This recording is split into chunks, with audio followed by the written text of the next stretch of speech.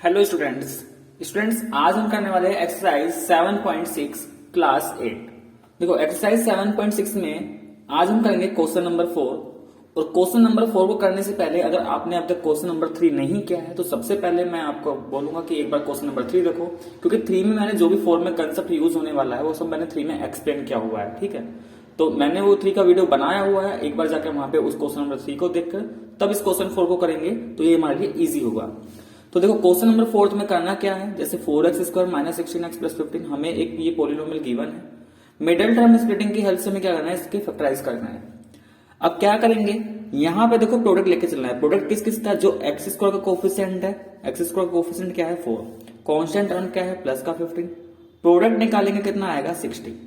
अब ये प्रोडक्ट है कैसा, पॉजिटिव है। तो देखो अगर ये पॉजिटिव है तो इस 60 के ऐसे दो फैक्टर करने हैं कि दोनों का सम क्या आ जाए 16 आ जाए। तो 60 के ऐसे फैक्टर कि उन दोनों नंबर का सम क्या आ जाए 16।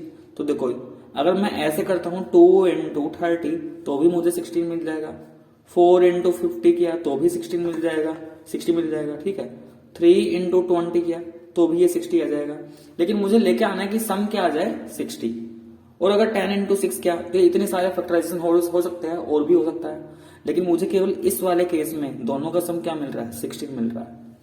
लेकिन यहाँ पे क्या चाहिए, हमें नेगेटिव चाहिए, माइनस का 16। तो क्या करेंगे, दोनों नंबर को क्या दे देंगे नेगेटिव। तो फैक्टराइजेशन कुछ ऐसे हो जाएगा इसका 4x स्क्वायर माइनस 16x को लिख लेंगे हम माइनस का 10x एंड माइनस का 6x, क्योंकि नंबर क्या क्या आए थे -10 -6। ठीक है, तो दोनों के साथ वेरिएबल लगा दिया xx प्लस का 50। अब क्या करेंगे, स्टार्टिंग की टू टर्म, यहां पे देखो सबसे पहले यहाँ पे 4, यहाँ पे 10, 4 और 10 का कॉमन फैक्टर क्या होगा 2 होगा, क्योंकि दोनों 2 से डिविजिबल हो जाते हैं। x की पावर यहाँ पे है 2, यहाँ पे है 1, तो एक पावर कॉमन आ जाएगी x। अब बचा क्या, इस 4 में 2 का फैक्टर कॉमन, एक 2 बचा। एक्स स्क्वायर में एक x बाहर था तो एक x बचा, माइनस ये रहा माइनस। 10 में 2 का फैक्टर बाहर तो 5 बचा और x तो बाहर चला ही गया। अब इन दोनों में देखा है ध्यान से, तो देखो सेकंड में इनमें हमें कुछ इस तरीके से कॉमन लेना है कि ब्रैकेट में क्या आ जाए 2x माइनस 5 ही आ जाए। तो यहां से क्या कॉमन निकाला जाए, देखो 6 और 15 का कॉमन फैक्टर 3 होगा, लेकिन +3 या -3, तो हमें लेना पड़ेगा -3, क्योंकि यहाँ पे माइनस चाहिए तो माइनस का प्लस से मल्टीप्लाई होगा, माइनस मिलेगा, प्लस चाहिए तो माइनस का माइनस से मल्टीप्लाई होगा, प्लस मिल रहा है। तो ये क्या आ गया -3 इंटू 2x माइनस 5। ब्रैकेट वाला पार्ट सेम है तो इसको हम निकाल लेंगे बाहर, और जो भी बचा उसको सेकंड ब्रैकेट में 2x माइनस 5 बाहर गया, क्या बचा 2x, और यहां से क्या बचा माइनस का 3।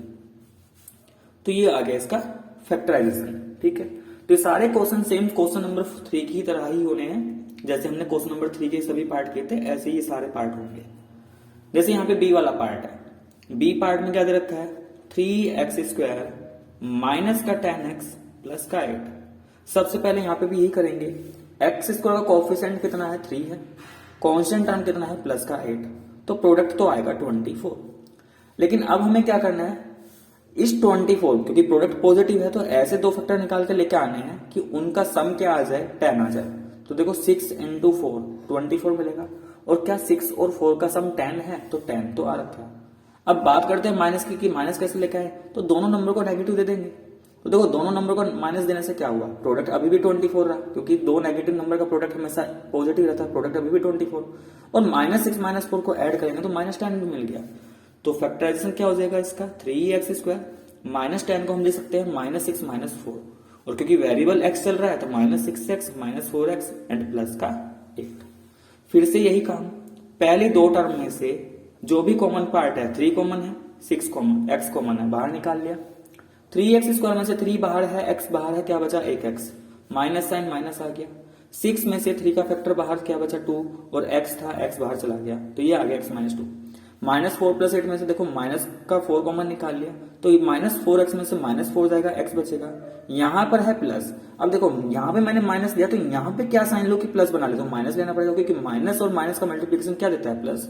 अब 8 में किसका फैक्टर बचा 2 का, क्या ब्रैकेट वाला पार्ट सेम, तो ब्रैकेट वाला पार्ट सेम है, बाहर निकालेंगे x -2, बचा कितना हमारे पास 3x -4, ये आ गया हमारा आंसर। ठीक है, नेक्स्ट आते हैं इसके पार्ट नंबर सी पर।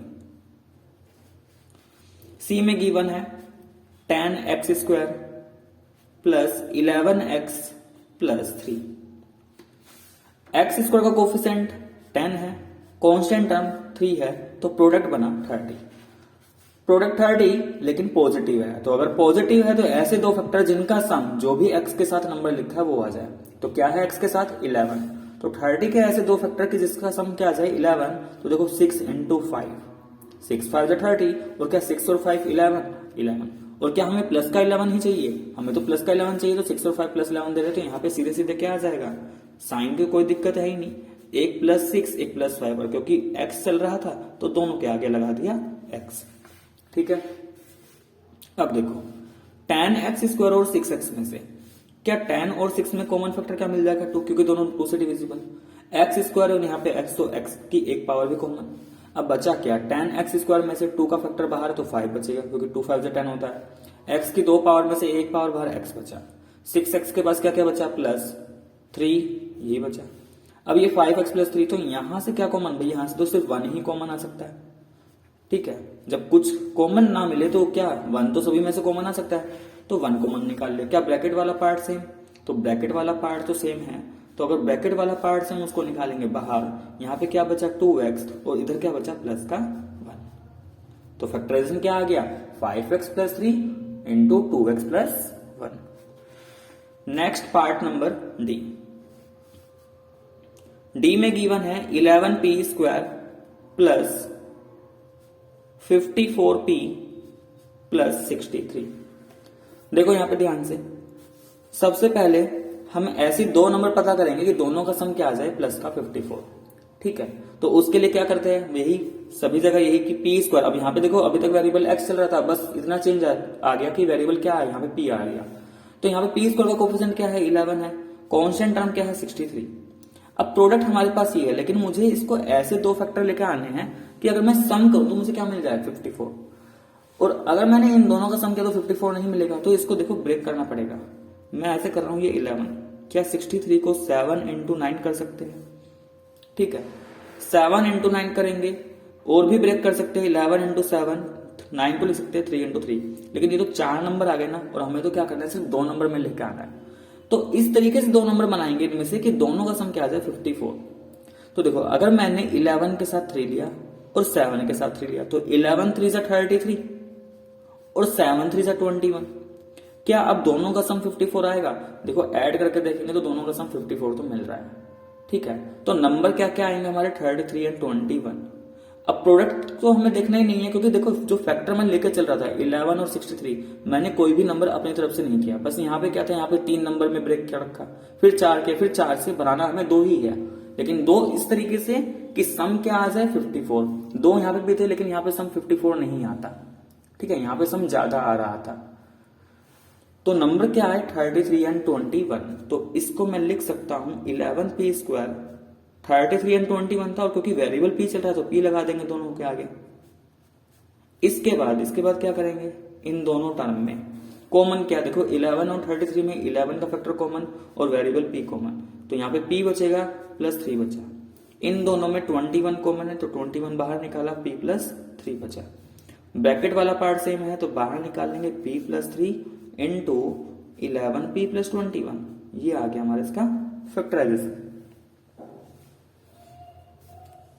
नेक्स्ट ई पार्ट में गिवन है 12a square plus 28a minus का 5। तो देखो सबसे पहले हमें 28 के 2 फैक्टर करने हैं, इस तरीके से दोनों का सम 28 आ जाए, और मल्टीप्लाई करूं तो फर्स्ट और लास्ट का प्रोडक्ट। तो इसके लिए वही काम कि जो ये वेरिएबल a है, a स्क्वायर का कोफिशिएंट क्या है 12 है। कांस्टेंट टर्म, अब देखो यहाँ पे कांस्टेंट टर्म अभी तक पॉजिटिव था, लेकिन इस बार क्या है विद साइन देखे तो माइनस का 5, तो देखा जाए तो ये माइनस का 60 आया। प्रोडक्ट क्या आया माइनस का 60। अभी तक प्रोडक्ट हमारा पॉजिटिव था, तो हम जो नंबर आता था उसके 2 फैक्टर तो करते थे, लेकिन दोनों का सम करने पे जो मिडल टर्म है यहाँ पे जो भी वेरिएबल उसका कोफिशिएंट आना चाहिए था, लेकिन अब इन दोनों का डिफरेंस 28 आना चाहिए। यानी कि अगर ये मान लो ऐसे होता प्लस 60, तो मैं कोशिश करता कि 60 ऐसे 2 नंबर में ब्रेक करो, दोनों का सम 28 आ जाए, लेकिन क्योंकि यहाँ पे प्रोडक्ट नेगेटिव आया तो 60 के करने 2 ही फैक्टर है, लेकिन दोनों नंबर का डिफरेंस क्या आना चाहिए 28। तो देखो जैसे 60 करके अगर मैं फैक्टर करूं तो ये 3 इंटू 20 हो सकता है, ये 4 इंटू 15 भी हो सकता है, ये 5 इंटू 12 भी हो सकता है, और क्या क्या हो सकता है 6 इंटू 10 हो सकता है, ठीक है। और किसे डिविजिबल हो सकता है? 6 इंटू 10 हो गया 7, 8, 9। अब यहां पे देखो, यहां पे लेके आना हमें 28। तो ऐसा क्या हो सकता है? अच्छा, ये 2 इंटू 30 भी हो सकता था। देखो 2 इंटू 30। अब किस वाले फैक्टर में दोनों नंबर का डिफरेंस 28? देखो क्या यहाँ पे 28 मिलेगा? 20 माइनस 3 करते हैं तो 17, 28 नहीं मिलेगा। 15 माइनस 4 क्या? 11, 28 नहीं आया। 12 माइनस 5 60 देगा, लेकिन क्या डिफरेंस 28 है? 28 नहीं है। 10 माइनस 6 करोगे 4 मिलेगा, लेकिन अगर 30 माइनस 2 किया तो 28, यानी कि नंबर तो यहीं से निकल के आएंगे। अब बात आती है लिखना कैसे है, क्योंकि हमें नंबर इस तरीके से लेना है कि प्रोडक्ट नेगेटिव आ जाए। 30 इंटू 2 करूंगा 60 आ जाएगा, लेकिन प्रोडक्ट नेगेटिव कैसे आएगा? तो नेगेटिव आने के लिए कोई एक नंबर को नेगेटिव होना पड़ेगा। तो नेगेटिव ये भी हो सकता है, ये भी हो सकता है। अब इसमें भी कंडीशन है कि इनमें से कौन सा नेगेटिव ले, तो वो डिसाइड करेगा इसका साइन। यहां पे चाहिए हमें प्लस, और प्लस तभी आएगा कि जब बड़े वाला नंबर पॉजिटिव हो, यानी कि इस नंबर को प्लस देना पड़ेगा और इस नंबर को माइनस देना पड़ेगा। तो नंबर क्या आएगा हमारा? 30 माइनस 2 करना पड़ेगा। अब क्योंकि वेरिएबल a था तो दोनों के आगे a लग जाएगा, तो 30a माइनस 2a माइनस का 5। वहीं अगर यहाँ पे मान लो माइनस का 28 होता तो बस फर्क इतना आता कि हम यहाँ पे करते 2a माइनस 30a, बाकी सब कुछ सेम रहता। तो अभी के अकॉर्डिंग क्या आएगा? 30a minus 2a। इन दोनों के अंदर 12 और 30 का कॉमन फैक्टर 6 बाहर निकाल लिया, वेरिएबल a बाहर निकाल लिया, क्या बचा? 2a बचा। 30a में देखो प्लस ऐसे रहा, 30 में से 6 का फैक्टर बाहर 5 बचा। माइनस 2a माइनस 5 में से माइनस 1 कॉमन है, तो क्या बचेगा? 2a plus 5। 2a plus 5 common बाहर निकाल लेते, बचा क्या हमारे पास? 6a minus 1। तो इसका आंसर कितना आ गया? 2a plus 5 into 6a minus 1। Next part में चलते हैं, पार्ट नंबर f। देखो f पार्ट में गिवन है 36x² माइनस 12xyz माइनस का 15y² अब यहां पे क्या करेंगे? तो देखो यहां पे है x², ये है y², z²। तो मेन चीज हम क्या करते हैं, जो x² का कोफिशिएंट है वो कितना है? 36। और इधर ही जो स्क्वायरिंग वाले टर्म y² z², इसका कोफिशिएंट क्या है? माइनस का 15। तो क्या मैं इसको ऐसे लिख सकता हूं? माइनस बाहर निकाल लिया, 36 इंटू 15, यानी कि प्रोडक्ट है तो नेगेटिव, लेकिन इन दो नंबर का प्रोडक्ट है। अब क्या करना है, बस प्रोडक्ट अगर नेगेटिव है तो इन दो नंबर को इस तरीके से अरेंज करना है कि मुझे उनका डिफरेंस 12 मिल जाए। तो क्या 36 एंड 15 हो सकता है? देखो 36 एंड 15 का अगर डिफरेंस किया तो 6, 5 माइनस 5 1, तो ये मिलेगा हमें 21। हमें चाहिए 12। तो 36 एंड 15 के इस तरीके से फैक्टर करने हैं, यानी कि इसी को हमें चेंज करना है ऐसे दो नंबर में कि उनका डिफरेंस क्या आ जाए? 12। 36 को मैंने लिखा 6 इंटू 6, 15 को लिखा मैंने 5 इंटू 3। देखो 6 5 जा 15 और 6 3 जा 18, 6 इंटू 5 करो, 6 इंटू 3। अब ऐसा करने से 6 5 जा 30 बना, 6 3 जा 18। देखो प्रोडक्ट पे तो चेंज नहीं आएगा। प्रोडक्ट पे चेंज क्यों नहीं आएगा? क्योंकि नंबर यहाँ पे भी थर्ड प्रोडक्ट किस किस के था? माइनस की बात तो भाई हम अलग कर रहे, माइनस तो हमने बिल्कुल बाहर निकाल लिया। माइनस तो बस ये शो कर रहा है कि जो भी दो नंबर होंगे उनका डिफरेंस 12 आना चाहिए। -12 ये हम बाद का डिसाइड कर लेंगे, फिलहाल हमें लिखाना है सिर्फ 12, ठीक है। तो देखो 36 एंड 15 के ही फैक्टर को मैं बस आपस में अरेंज कर रहा हूं। मैंने 36 का ही फैक्टर किया 6 इंटू 6, मैंने 15 का ही फैक्टर किया 5 इंटू 3।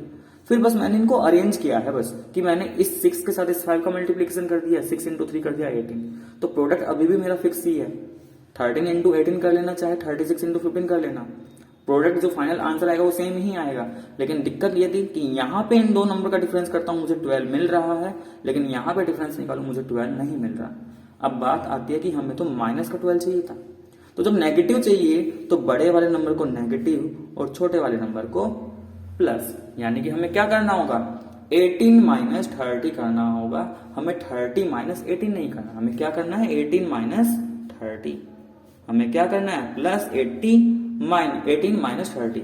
अब क्योंकि variable part x y z चल रहा है तो इसको तो दोनों नंबर के साथ हम लगा देंगे। और आगे क्या था ये? -15 x² हो sorry y² and Z square. अब ध्यान से देखो, पहले दो टर्म में देखा जाए 18 और 36 में 18 का फैक्टर कॉमन, यहाँ पे x की पावर 2, यहाँ पे x, तो एक x कॉमन। क्या क्या बचा? 36 में से 18 का फैक्टर क्या 2 बचेगा, x स्क्वायर में से एक x, तो एक x बचा, प्लस ये 18x गया तो y क्या बचा, सिर्फ y एंड z बचा।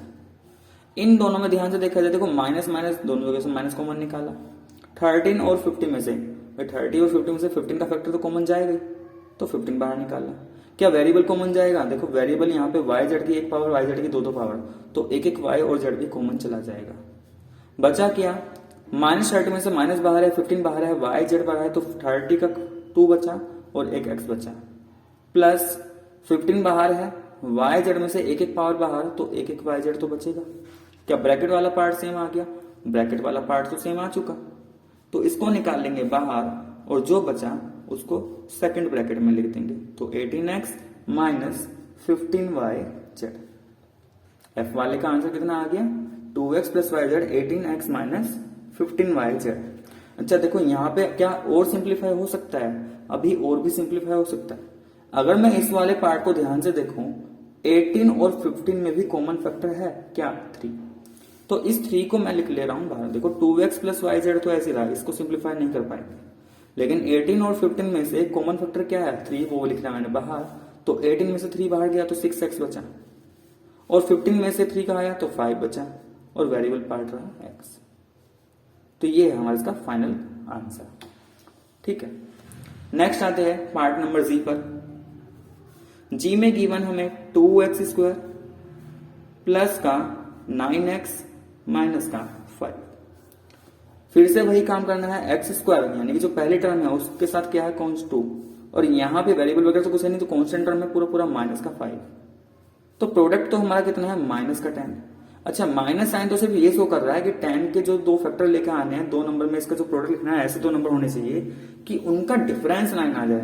नेगेटिव है तो डिफरेंस लेना होता है, प्रोडक्ट पॉजिटिव है तो हमें उन दोनों का सम चेक करना पड़ता है। तो 10 के फैक्टर भाई 10 इंटू 1, क्या दोनों का डिफरेंस 9 तो मिल रहा है।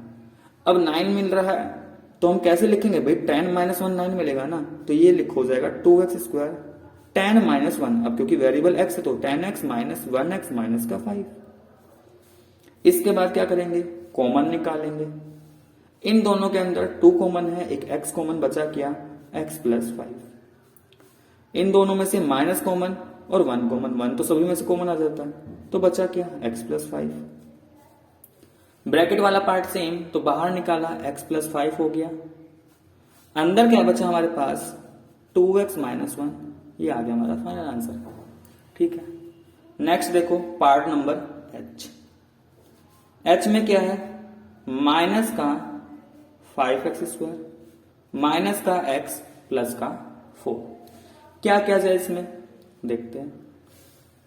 x स्क्वायर का कोफिशिएंट है माइनस का 5, कांस्टेंट टर्म है 4, प्रोडक्ट आएगा माइनस का 20। लेकिन यहां पे जो ये x है इसके साथ कोएफिशिएंट देखा जाए तो माइनस का 1 है। माइनस की बात करेंगे बाद में, फिलहाल ये मानते हैं 1 है, तो हमें 1 लेके आना है। अब क्योंकि प्रोडक्ट नेगेटिव है तो ऐसे दो नंबर ढूंढने हैं कि जिनको मल्टीप्लाई करने पे 20 तो आ रहा हो लेकिन डिफरेंस 1 आ रहा हो, तो वो तो हमारे पास हमें पता है 5 इंटू 4 होगा। देखो 5 4 जा 20 एंड 5 माइनस 4 करूंगा 1, लेकिन बात है कि यहाँ पे मुझे -1 लेके आना है, तो मैं क्या करूं? क्या 5 माइनस 4 करूं या 4 माइनस 5 करूं? देखो 5 माइनस 4 क्या 1 आएगा, लेकिन एक्चुअल में -1 चाहिए हमें, तो हम क्या करेंगे? 4 माइनस 5 करेंगे। तो ये क्या हो जाएगा? माइनस का 5x स्क्वायर, तो 4 लेना पड़ेगा हमें प्लस का और 5 लेना पड़ेगा हमें माइनस का। अब क्योंकि वेरिएबल चल रहा है x, तो दोनों के आगे x प्लस 4। तो ब्रेक तो हो चुका, ब्रेक होने के बाद सिर्फ काम रह जाता है हमारा कॉमन का। इन दोनों में देखा जाए कॉमन क्या क्या आ सकता है। क्या माइनस कॉमन? भाई माइनस कॉमन निकाल लेते हैं। ठीक है, माइनस कॉमन निकाल लिया और x कॉमन निकाल लिया, बचा कितना हमारे पास?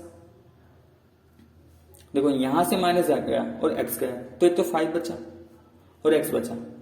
अब प्लस में से माइनस गया तो एक माइनस तो बचेगा। भाई एक प्लस का मतलब क्या होता है कि दो माइनस मल्टीप्लाई में होते हैं। प्लस का मतलब क्या होता है कि माइनस इंटू माइनस होता है, क्योंकि माइनस माइनस प्लस देता ना। तो ये प्लस था, एक माइनस बाहर निकाले तो एक माइनस बचा होगा। एक्स बाहर चला ही गया है तो 4 बचा। इन दोनों में से देखो -1 कॉमन है, तो कितना बचेगा? यहां पे क्या बचेगा? 5x माइनस का 4। क्या ब्रैकेट वाला पार्ट सेम है? ब्रैकेट वाला पार्ट तो सेम आ चुका। अंदर क्या बचा? -x -1।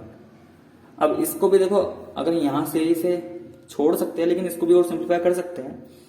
ये नेगेटिव है, नेगेटिव, तो दोनों में से नेगेटिव नेगेटिव कॉमन, तो ये तो बाहर आ जाएगा। तो हमारे पास क्या बचेगा? 5x -4 ऐसे रहा। इन दोनों का माइनस बाहर गया तो अंदर क्या बचेगा? दोनों टर्म पॉजिटिव हो जाएगी। तो ये आ गया हमारा फाइनल आंसर।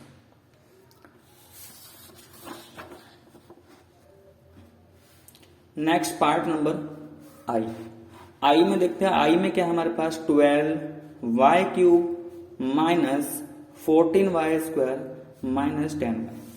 अब यहां पे देखो, सबसे पहले एक चीज नोट करने वाली है। अभी तक जो हम कर रहे थे, हम मिडिल टर्म स्प्लिटिंग कहां पे लगाते हैं? जहां पे वेरिएबल की मैक्सिमम पावर क्या होती है? 2 होती है। तो यहां पे तो पावर 2 है ही नहीं, तो क्या इन तीनों टर्म में कुछ कॉमन दिखाई दे रहा है? ध्यान से देखो, y की पावर 3 है, यहाँ पे 2 है, यहाँ पे 1 है, तो एक एक y कॉमन है। और कांस्टेंट पार्ट में देखो 12, 14, 10 तीनों का कॉमन फैक्टर 2। तो पहले तो हम 2y को निकालेंगे कॉमन। 2y निकालने के बाद क्या क्या बचा? देखो 12 में से 2 का फैक्टर गया, 6 बचा। y की पावर 3 थी, एक पावर बाहर, तो 6y² माइनस 14 में से 2 का फैक्टर है तो 7 बचा। y² में से एक y बचा। माइनस 10 में से 2 गया, 5 बचा। यानी कि 10 में से 2 का फैक्टर बाहर गया तो 5 बचा, और y तो चला गया। अब क्या करना है? ये 2y तो जैसे हमारा साथ साथ लेके चलता रहेगा, और इसमें लगा देंगे हम मिडिल टर्म स्प्लिटिंग। तो सिर्फ मिडिल टर्म स्प्लिटिंग जब लगा रहे हैं तो इस वाले पार्ट पे ध्यान देना है, बाकी ये 2y साथ साथ हमारा चलता रहेगा। तो जब इस वाले पे ध्यान देना है तो देखो y² कोफिशिएंट कितना है? 6 है। कांस्टेंट टर्म कितना है? -5 है। प्रोडक्ट देखा जाए तो -30 आएगा। प्रोडक्ट कितना आ रहा है? -30। अब प्रोडक्ट नेगेटिव तो सिर्फ ये शो कर रहा है कि भाई 30 के ऐसे दो फैक्टर कर लेना जिनका डिफरेंस क्या आना चाहिए? जो भी y के साथ आ रखा है, क्या आ रखा है? 7। माइनस का देखेंगे बाद में, फिलहाल सिर्फ 7 पे काम करना है कि हमें उससे पहले 7 लेकर आना है। तो 30 को देखो, क्या मैं 10 × 3 लिख सकता हूँ? क्योंकि 10 × 3 30 भी आ रहा है, 10 माइनस लिखूंगा 7 भी आ रहा है, लेकिन मुझसे ये माइनस का 7, तो बड़े वाले नंबर को नेगेटिव, छोटे वाले नंबर को प्लस, यानी कि माइनस का 10 प्लस का 3 लिखना पड़ेगा। या ये कहे 3 - 10 लिखना है, तो 2y तो देखो ऐसे चलता रहेगा। इधर देखा जाएगा ये 6y² -7y को हम लिख सकते हैं +3 - 10। अब वेरिएबल y है तो y दोनों के साथ लगा देंगे, इतना आ गया। इसके बाद वही कॉमन फैक्टर निकाल के जो भी करते थे कि इन दोनों टर्म में से कॉमन फैक्टर निकाला, तो देखो 6 और 3 का कॉमन फैक्टर 3 आएगा, वेरिएबल एक y आएगा। 6y² में से 3 बाहर तो 2 बचा, एक y बचा, +1। इन दोनों में से माइनस कॉमन है, 2 कॉमन है, 5 कॉमन है। 5 का फैक्टर देखो, 10 और 5 का कॉमन फैक्टर 5, क्या बचेगा? 2y + 1। इसके बाद क्या करेंगे? ये 2y ब्रैकेट वाला पार्ट दोनों जगह सेम, तो इसको निकाल लेते हैं बाहर, और जो बचा यहाँ पे वो सेकंड ब्रैकेट में। तो सेम जो पहले क्वेश्चन किए है उसी की तरह है, बस यहाँ पे चेंज किया था कि पहले हमने 2y कॉमन निकाला, उसके बाद जो था पिछले क्वेश्चन की तरह ही था सब कुछ, ठीक है। नेक्स्ट आते हैं यहाँ पे पार्ट नंबर जे पार्ट में क्या है? 15 x⁴ + 3x² माइनस का 18। अब इसको कैसे करें? देखो यहां पे ये क्वाड्रेटिक तो नहीं है, यानी कि मैक्सिमम पावर 2 नहीं है। अब या तो उसको उस वाली फॉर्म में चेंज कर सकते हो भाई, या तो इसको 2 वाली फॉर्म में चेंज कर सकते हो। कैसे चेंज कर सकते हो? देखो, क्या मैं इसको ऐसे लिख सकता हूं, और अगर डायरेक्ट समझ में आए तो डायरेक्ट भी कर सकते हो। अगर मैं x⁴ को t मान लो, जहां जहां x² वहां पे t, तो देखो जब x⁴ है, इसकी पावर को डबल करूंगा, यानी कि 2 × 4, तो ये क्या बन जाएगा? x⁴ t²। तो अगर ऐसा है तो ये 15t² बनेगा, ये 3t बनेगा, माइनस का 18। ठीक है, इतना बना। अच्छा, इसमें भी इन तीनों टर्म में 3 का फैक्टर कॉमन है, और भी सिंप्लीफाई हो जाएगा। ये 5 × 5t², ये t, और ये आ गया 3 × 6 = 18 माइनस का 6। इसके फैक्टराइजेशन कर लेते हैं, और जो फाइनल आंसर आएगा जहां भी t आएगा वहां पे हम क्या पुट कर देंगे? x², क्योंकि क्वेश्चन तो हमारे पास x में था। क्या करेंगे इसका फैक्टराइजेशन करने के लिए? t² का कोफिशिएंट है 5, कांस्टेंट टर्म है माइनस का 6, तो प्रोडक्ट आ रहा है -30। प्रोडक्ट नेगेटिव है इसलिए 30 के ऐसे दो फैक्टर जिनका डिफरेंस जो t के साथ है, t के साथ क्या है, कुछ भी नहीं है तो 1 है, यानी कि 1 आ जाए तो 6 × 5। अब क्योंकि +1 चाहिए तो हम क्या करेंगे, 6 - 5 करेंगे, और क्योंकि वेरिएबल t है तो दोनों के आगे t भी लगा देंगे, यानी कि 1t को हम क्या ले सकते हैं, 6t - 5t। यहां तक इसका काम खत्म बस। तो ये 5t², 1t को हमने लिख दिया 6t - 5t माइनस का 6, 3 ऐसे चलता रहेगा। 5t और 6t में भाई कॉमन क्या, सिर्फ t कॉमन जाएगा तो 5 बचेगा, t बचेगा +6 बचा। इन दोनों में देखा जाए माइनस कॉमन जाएगा और 1, तो यहाँ पे 5t बचेगा +6, कितना आ गया ये 3, ब्रैकेट बाहर, जो ब्रैकेट वाला पार्ट है जो कॉमन है वो बाहर, और जो बचा वो दूसरे ब्रैकेट में। अब क्योंकि क्वेश्चन में तो x की पावर 4 था ना, तो आंसर तो हमारा x बनना चाहिए, तो हमने क्या किया था, हमने x² को t लेट किया था ना, तो जहां भी t है वहां पे क्या डाल देंगे, x²। तो t को रिप्लेस कर देंगे x² से 5x² + 6, t को रिप्लेस किया x² से -1। अब इसके बाद भी अभी क्वेश्चन हमारा खत्म नहीं हुआ। अब आगे आते, ये 3 प्रोडक्ट आ गए भाई, 3 × दिस × दिस, ये तो बिल्कुल कॉन्स्टेंट, इसमें कुछ दिक्कत नहीं। 5x² + 6 ये कोई आइडेंटिटी नहीं बन रही, इसका कुछ दिक्कत नहीं। लेकिन ध्यान से देखो, ये जो x² -1 है, इस x² -1 को मैं लिख सकता हूं x² - 1², और ये कौन सी फॉर्मूला बन रहा है, a² - b², एक आइडेंटिटी पड़ी थी ना a² - b², और a² - b² क्या होता है, a + b a - b, यानी कि एक बार दोनों टर्म का सम तो x + 1, और एक बार डिफरेंस तो x - 1। तो x² - 1 को भी क्या लिख सकते हैं, x + 1 x - 1। तो ये हुआ हमारा इसका फाइनल फैक्टराइजेशन। तो जितना जहां तक सिंप्लीफाई कर सकते हो, जहां तक उसको ब्रेक कर पा रहे हैं, हमें वहां तक उसको ब्रेक करना पड़ेगा, ठीक है। जे के बाद आते हैं इसमें नेक्स्ट पार्ट के पर। देखो के में क्या है, यहाँ पे 2x² माइनस का 5x माइनस का 12।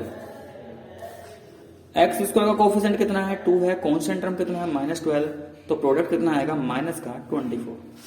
ठीक है, प्रोडक्ट नेगेटिव है तो 24 के ऐसे दो फैक्टर जिनका डिफरेंस क्या आना चाहिए, डिफरेंस जो भी x के साथ आ रखा होगा क्या है, 5 है, 5 आना चाहिए। तो देखो 5 आने के लिए भाई क्या 3 × 8 करूं, हाँ 3 × 8 यानी कि 8 × 3, क्योंकि 8 और 3 का डिफरेंस क्या आएगा, 5 होने को तो 12 × 2 भी हो सकता है, ठीक है, 6 × 4 भी हो सकता है, लेकिन यहाँ पे इन दोनों नंबर का डिफरेंस 5 नहीं आ रहा, 5 किस में आ रहा है इसमें। अब बस इसको ये देखना हमें लिखना कैसे है, भाई हमें लिखना है ना -5, तो माइनस लिखा है तो बड़े वाले नंबर को नेगेटिव देना पड़ेगा, यानी कि ये -8 और 3 पॉजिटिव, और वेरिएबल x चल रहा है तो दोनों को x, तो देखो क्या -5x मिलेगा, इसका मतलब ब्रेक हो चुका है। बस इसको कैसे लिख देना है, -8x + 3x - 12। क्या करेंगे, कॉमन निकाल लेंगे, इन दोनों में 2 कॉमन, x कॉमन बाहर निकाल लिया, 2x² में से 2 बाहर गया है, x बाहर गया, क्या बचा, सिर्फ x बचा, माइनस 8x में से 8 में से 2 का फैक्टर बाहर, 4 बचा, x बाहर है, 3x - 12 में से +3 कॉमन, तो देखो क्या बचेगा, x - 4। क्या करेंगे, ब्रैकेट वाला पार्ट बाहर निकाल लेंगे, ये x - 4 आ गया, और जो बचा उसको सेकंड ब्रैकेट में, तो ये आ गया इसका factorization. Next part number L में क्या है हमारे पास, 4z² माइनस का 16z प्लस का 15, ठीक है। z² का कोफिशिएंट 4 एंड कांस्टेंट टर्म जो लास्ट में है 15, तो 15 4 जा कितना, 60। प्रोडक्ट पॉजिटिव ही है, तो अब इसके ऐसे दो फैक्टर जिनका सम, क्योंकि जब पॉजिटिव है तो सम चेक करना होगा, और कितना, 16 आना चाहिए।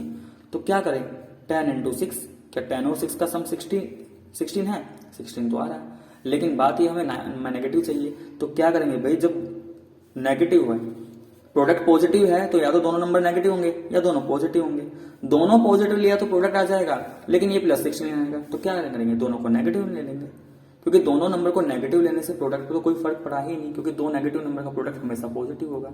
लेकिन ऐसा करने से हमारा ये -16 आ जाएगा। हाँ, अगर यहाँ पे ये प्लस साइन होता तो फिर क्या रहते, +10 + 6, अभी माइनस है तो -10 - 6, और वेरिएबल क्या है इसके साथ, z, तो दोनों के आगे वेरिएबल भी लगा देंगे साथ के साथ z। तो क्या बन चुका, 4z² माइनस का 10z माइनस का z प्लस का 15। कॉमन निकालेंगे भाई 4z² माइनस 10z में से 4 और 10 में से 2 फैक्टर कॉमन बाहर निकाल लिया, z कॉमन बाहर निकाल लिया, 4z² में से 4 में से 2 कॉमन 2 बचा, z² में से 1 पावर बाहर 1 पावर बची, माइनस 10 में से 2 का फैक्टर बाहर तो 5 बचा, z तो बाहर पहुंच गया। इन दोनों में से देखो ये माइनस z प्लस 15, अच्छा ये माइनस का 6z था, ये माइनस 6z, तो देखो ये 6 और ये 15, भाई माइनस कॉमन निकालेंगे, 6 और 15 में से 3 का फैक्टर तो कॉमन, तो क्या बचेगा, देखो माइनस बाहर गया, ये रहा 6 में से 3 का फैक्टर गया 2 बचेगा और वेरिएबल है z। ये प्लस प्लस का मतलब बताया था ना अभी 2 माइनस, तो एक माइनस बाहर, तो यहाँ पे एक माइनस होना चाहिए क्योंकि माइनस इंटू माइनस करूंगा तभी तो ये प्लस बनेगा। और 15 है तो 3 का किस में मल्टीप्लाई करूं, वही 5 में। क्या ब्रैकेट वाला पार्ट सेम, ब्रैकेट वाला पार्ट बिल्कुल सेम है, तो इसको निकाल लेंगे बाहर और जो भी ब्रैकेट से पहले लिखा है उसको नेक्स्ट ब्रैकेट में हम डाल देंगे 2z माइनस 3। नेक्स्ट इसका पार्ट नंबर m, देखो m गिवन है 6 माइनस 9c माइनस 27c²। सबसे पहले थोड़ा इसको स्टैंडर्ड फॉर्म में लिखते हैं कि वेरिएबल को डिक्रीजिंग पावर में, तो इस वाले टर्म को मैं पहले लिखता हूं माइनस 27c², ये मिडल में ही रखूंगा और ये लास्ट में। इसके बाद अपना फिर से वही काम स्टार्ट कि c² के साथ कॉन्स्टेंट क्या नंबर है माइनस 27, कॉन्स्टेंट टर्म है प्लस का 6, तो प्रोडक्ट हमारा कितना आया, प्रोडक्ट हमारा 27 इंटू 6 है, लेकिन ध्यान रखना ये नेगेटिव है, ठीक है। नेगेटिव का मतलब क्या हुआ कि इन दो नंबर को इस तरीके से दो नंबर में लिखाना कि डिफरेंस 9 आ जाए। क्या इन दोनों का डिफरेंस 9 आएगा, इन दोनों को तो नहीं आएगा। तो देखो 27 को मैं 9 इंटू 3 लिख रहा हूं और 6 को 2 इंटू 3। 9 का अगर 2 के साथ मल्टीप्लाई किया और 3 का 3 के साथ, तो 9 2 18, 3 3 9। ऐसा करने से प्रोडक्ट तो चेंज नहीं होगा क्योंकि फैक्टर तो वही चल रहा है, फैक्टर का मैंने कोई अलग से लेके ही नहीं आया, तो प्रोडक्ट तो वही रहा, लेकिन 18 और 9 का डिफरेंस 9 जरूर मिल जाएगा। अब हमें 9 में भी क्या चाहिए, माइनस का 9 चाहिए, तो क्या करेंगे भाई 18 ये नेगेटिव ले लेंगे और 9 ये प्लस का ले लेंगे, और क्योंकि वेरिएबल यहाँ पे c चल रहा था इसके साथ, तो यहाँ पे दोनों के आगे c लगा देंगे। तो क्या बन जाएगा ये माइनस का 27c² माइनस का 18c प्लस का 9c प्लस का 6। अब क्या करें यहाँ पे, देखो minus 27c² minus 18c, minus बाहर दोनों में, 27 18 में कॉमन फैक्टर 9 बाहर, c² c एक वेरिएबल भी c बाहर, क्या क्या बचा। पहले वाले टर्म में बात करते हैं, माइनस बाहर है प्लस आएगा, 27 में से 9 का फैक्टर बाहर 3 आएगा, c² में 6 बाहर 3, माइनस 18c में से माइनस बाहर तो प्लस बचेगा क्योंकि माइनस प्लस माइनस होता है ना, 18 में से 9 का फैक्टर बाहर 2 बचा, तो ये तो आ गया 3c प्लस 2। इन दोनों में ध्यान से देखें 9c और 6 में 3 का फैक्टर कॉमन है प्लस 3, तो ये बचेगा 3c प्लस 2। क्या ब्रैकेट वाला पार्ट सेम, ब्रैकेट वाला पार्ट सेम है, तो 3c प्लस 2 और नेक्स्ट बचा माइनस का 9c प्लस 3। अब इसमें भी देखो ये भी अभी आगे सोल्व हो सकता है, कैसे 3c प्लस 2 ये रखो ऐसे। क्या माइनस 9c प्लस 3 में से देखो 9 और 3 में से 3 का फैक्टर बाहर जा सकता है, तो 3 का फैक्टर निकाल लिया बाहर। अब 9 में से 3 का फैक्टर गया तो एक 3 तो बचेगा, तो माइनस का 3c, और ये 3 पूरा चला गया तो क्या बचा 1 बचा, तो माइनस 3c प्लस 1। ठीक है, तो ये आ गया हमारा इसका final answer.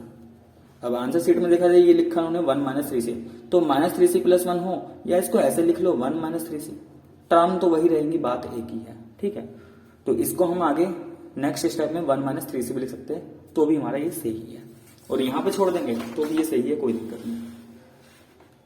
Next question number 4 का लास्ट पार्ट हमारे पास आ जाता है 6z की पावर 6 माइनस 21z की पावर 4 माइनस 12z की पावर 2। देखो सबसे पहले factorization middle term splitting apply करने से पहले यहां पे हमें कुछ कॉमन दिखाई दे रहा है। क्या 6 21 12 कुछ कॉमन फैक्टर है, 3 कॉमन फैक्टर है, 3 बाहर निकाल लेते हैं। भाई z की पावर यहाँ पे 6 है, यहाँ पे 4 है, यहाँ पे 2, तो मिनिमम पावर 2, ये भी तो कॉमन जा रहा है, तो z² भी कॉमन बचा। क्या क्या 6 में से 3 का फैक्टर बाहर 2 बचा, z की पावर 6 थी, 2 पावर बाहर तो 4 पावर बचेगी, यानी कि z की पावर 4 माइनस 21 में 3 का फैक्टर बाहर तो क्या बचा 7, क्योंकि 3 7 21, z की पावर 4 थी, 2 पावर बाहर तो 2 पावर बची, पावर 2, 12z² भाई माइनस 3 4 12, ये इतना हमारे पास आ गया। अब इसके बाद क्या करेंगे, ये 3z², इसको करना है मिडल टर्म स्प्लिटिंग, यहां पे हम लगाएंगे मिडल टर्म स्प्लिटिंग इस वाले में। अब या तो जैसे मैंने एक क्वेश्चन कराया था यहाँ पे भी j वाला पार्ट, या तो इसको j वाले की तरह कर लो कि z² को कुछ लेट कर लो तो ये पावर 2 में बन जाएगा, वरना इसको हम डायरेक्ट भी कर सकते हैं। ठीक है, ऐसा इसमें कोई दिक्कत नहीं। भाई z की पावर 4 के साथ क्या है 2 है, और यहाँ पे कांस्टेंट पार्ट क्या है, माइनस का 4। प्रोडक्ट कितना है, माइनस का 8। नेगेटिव का मतलब ये है कि 8 के ऐसे दो फैक्टर जिनका डिफरेंस जो भी जेड स्क्वायर के साथ लिखा हो 7 हो जाए, तो 8 इंटू 1। लेकिन हमें चाहिए माइनस का 7, तो ऐसा करेंगे ये माइनस का 8 और प्लस का 1। अब क्योंकि वेरिएबल पार्ट चल रहा है जेड स्क्वायर, तो दोनों के आगे इस बार जेड स्क्वायर चल जाएगा। अगर ये सिंपल जेड होता तो जेड लगा देते, लेकिन अभी क्या है जेड स्क्वायर, तो जेड स्क्वायर आ गया। तो क्या बन जाएगा, 2 जेड की power 4 minus 8 Z square plus 1 Z square minus 4। Common निकालते, ये 3 जेड स्क्वायर तो ऐसे रहा। इन दोनों टर्म में देखो 2 का फैक्टर कॉमन और जेड की पावर 2 दोनों में कॉमन, तो क्या बचा, यहाँ पे बचेगा जेड की पावर 2 माइनस 8 में से 2 का फैक्टर बाहर 4 बचा, पावर पूरी बाहर चली गई। इधर कुछ कॉमन है ही नहीं, तो प्लस का 1 कॉमन, तो क्या बचा, जेड स्क्वायर माइनस 4। कितना आ गया ये, 3 जेड स्क्वायर, ब्रैकेट वाला पार्ट बिल्कुल बाहर निकाल लिया और अंदर बचा 2 जेड स्क्वायर प्लस का 1। अब ये क्वेश्चन अभी और भी आगे हो सकता है, क्यों हो सकता है, 3 जेड स्क्वायर, क्योंकि ये वाला जो फैक्टर है इसका, इसमें फिर से एक आइडेंटिटी बन रही है, कौन सी, देखो ये जेड स्क्वायर। क्या 4 को 2 का स्क्वायर लिखा जा सकता है, और जब 4 को 2 का स्क्वायर लिख सकते हैं तो फिर से एक आइडेंटिटी बन गई, कौन सी, a का स्क्वायर माइनस बी स्क्वायर, यानी कि कुछ टर्म उसका स्क्वायर माइनस कुछ टर्म उसका स्क्वायर। तो क्या करेंगे, यहां पे एक फॉर्मूला बन जाएगा फिर से कि एक बार इन दोनों का सम जेड प्लस 2, एक बार इन दोनों का डिफरेंस, यानी कि पहले वाले में से बाद वाले को माइनस कर देंगे। और क्योंकि इस वाले फैक्टर में कोई ऐसी आइडेंटिटी है नहीं, ये ऐसे चलता रहेगा, तो ये हो गया इसका फाइनल आंसर। तो स्टूडेंट्स यहां पर हो गया हमारा क्वेश्चन नंबर 4 खत्म। तो अगर आपको मेरी वीडियो पसंद आया तो प्लीज वीडियो को लाइक करें, शेयर करें और कमेंट करके जरूर बताएं।